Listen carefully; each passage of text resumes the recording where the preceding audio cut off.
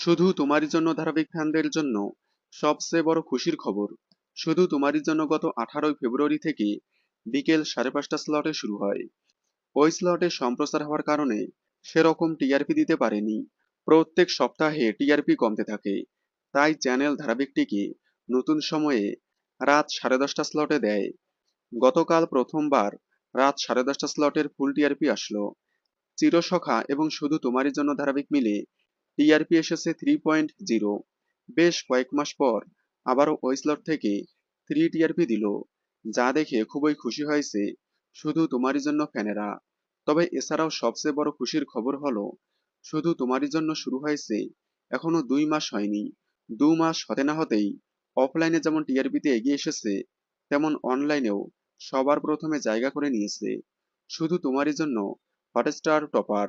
SVF production হাউসের অনুরাগে ছোঁয়ার পর আবারও অল্প সময়ের মধ্যেই হটস্টার টপার শুধু তোমারই জন্য। চিরসখা, কম্পাস, মিলন হবে কতদিনে ধারাবাহিকগুলোকে হারিয়ে শুধু তোমারই জন্য এখন টপার। দ্বিতীয় স্থানে চিরসখা, তৃতীয় স্থানে কম্পাস, চতুর্থ স্থানে মিলন হবে কতদিনে এবং পঞ্চম স্থানে পরশুরাম। শুধু তোমারই জন্য অনলাইন অফলাইন দুই জায়গায় এগিয়ে যাওয়ায় আপনারা কতটা খুশি হয়েছেন কমেন্টে জানাবেন। ধন্যবাদ।